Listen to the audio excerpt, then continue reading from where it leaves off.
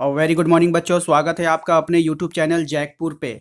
आज हम क्लास 6 के साइंस में कुछ इंपॉर्टेंट सवाल डिस्कस करेंगे जो आपके बोर्ड एग्जाम के लिए काफ़ी इंपॉर्टेंट होने वाला है।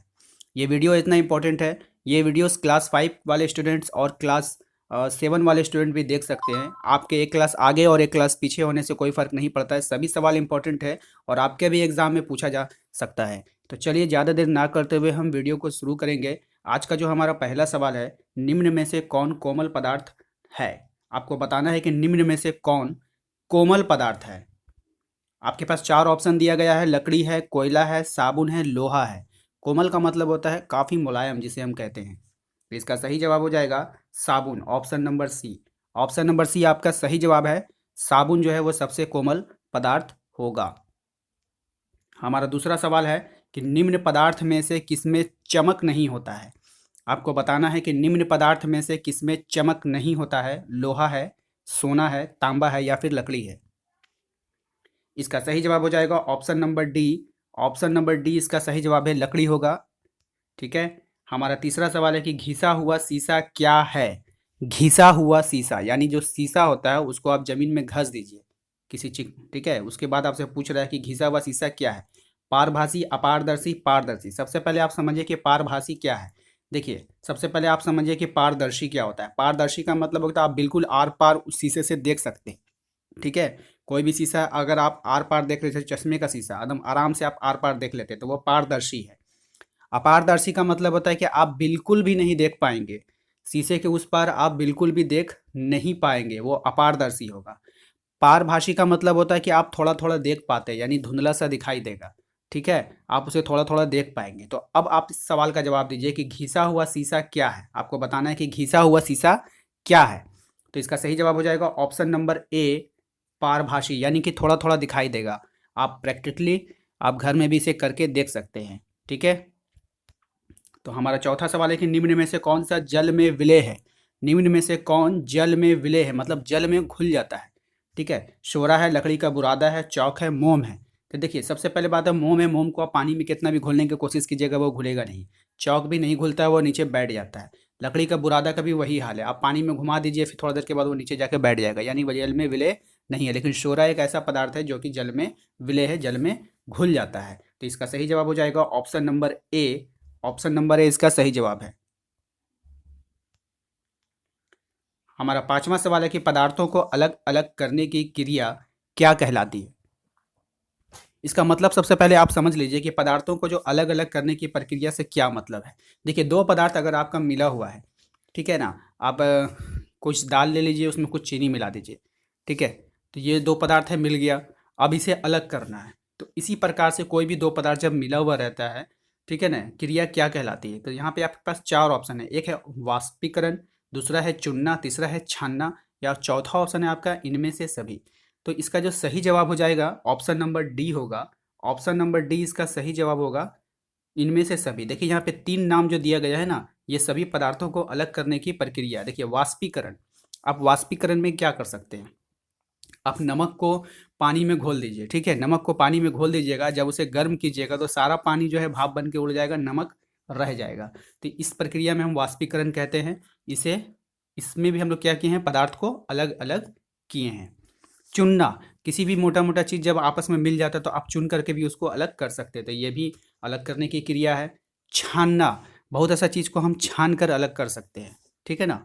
तो इस प्रकार हमने देखा कि यहाँ पर जो तीनों ऑप्शन थे वो जो है पदार्थ को अलग अलग करने की प्रक्रिया थी। तो इसलिए इसका सही जवाब हो गया ऑप्शन नंबर डी।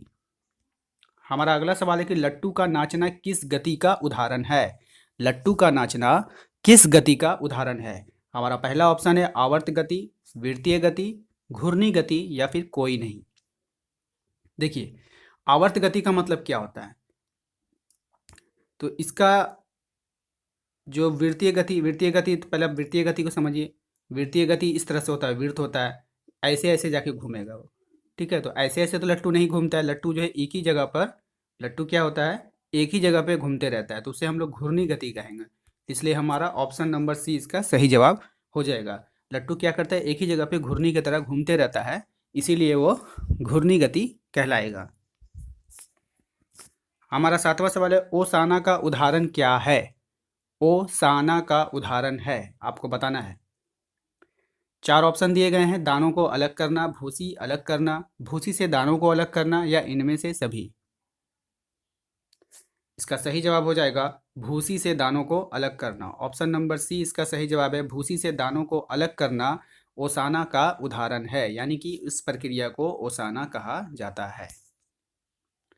हमारा 8वां सवाल है कि समुद्र से जल के पृथकीकरण की विधि क्या है? समुद्र से शुद्ध जल के पृथकीकरण की विधि क्या है? आपको बताना है। समुद्र से शुद्ध जल के पृथकीकरण की विधि क्या कहलाता है? आसवन, वाष्पीकरण, छानना या फिर नॉट। देखिए, नॉट का मतलब होता है कि इनमें से कोई नहीं। यदि आपका तीनों ऑप्शन दिए गए हैं और आप तीनों ऑप्शन से संतुष्ट नहीं है, आपको लगता है कि तीनों में से कोई सही जवाब नहीं है, तो आपको चौथा ऑप्शन दिया जाएगा नॉट का।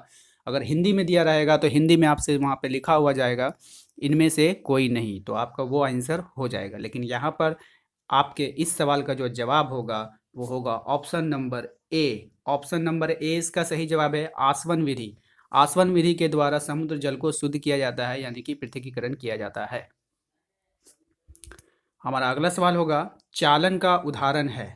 चालन, वो चालन नहीं, चलने वाला चालन नहीं है, चालना होता है, ठीक है ना।